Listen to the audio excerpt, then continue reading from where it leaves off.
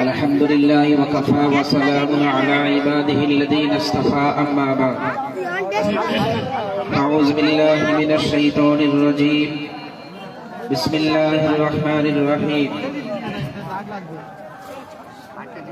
من صام رمضان من أوله إلى آخره خرج من ذنوبه كيوم ولادته أمه أو كما قال عليه الصلاة والسلام। এই যে সমস্ত ভাইরা আমরা আসছি, এখনো দেখছি মোল্লাপাড়ার ভিতর দিয়ে লোক বার হচ্ছে। এখনো দেখছি কিছু মানুষ তারা এখানে ওখানে গোসলও করছে।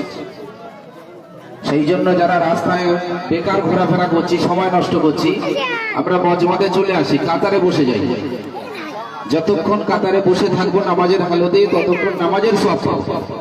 আর রাস্তাঘাটে এখানে ওখানে দাঁড়িয়ে গল্প করে সময় নষ্ট করে ভিড় জমিয়ে করে লাভ নেই। যারা আমরা দূরে আছি, যদি মাইকের আওয়াজ শুনতে পাই তাড়াতাড়ি চলে আসি, সময়ের দিকে লক্ষ্য রাখি। যাদের এখনো ফিতরা আদায় হয়নি, তারা আমরা ফিতরা আদায় করে তারপরে ঈদের মাঠে প্রবেশ করি। তো আল্লাহ রাসূল সাল্লাল্লাহু আলাইহি ওয়াসাল্লাম হাদিস পাকের মধ্যে ঘোষণা করেছেন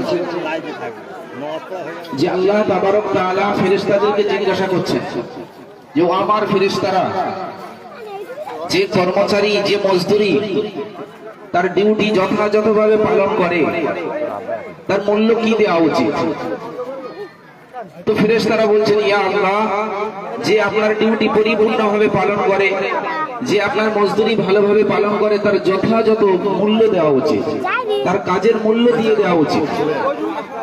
তো আল্লাহ তাবারক তাআলা তখন ফেরেশতাদেরকে বলছেন যে ফেরেশতারা, তোমরা সাক্ষী থাকো, আমি আমার রোজাদারের সমস্ত গুনাহ খাতা আমি মাফ করে দিলাম। বলুন সুবহানাল্লাহ।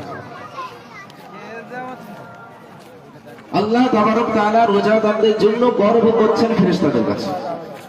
দেখো ফেরেশতারা, আমার মাননেওয়ালা, আমার হাবিবের উম্মত, তারা কত আমার থেকে ভয় করে। পুরো একটা মাস তারা রোজা রাখলো, একটা মাস তারা তারাবি নামাজ আদায় করলো। আজকে তারা তাকবীর পড়তে পড়তে ঈদগাহের দিকে যাচ্ছে।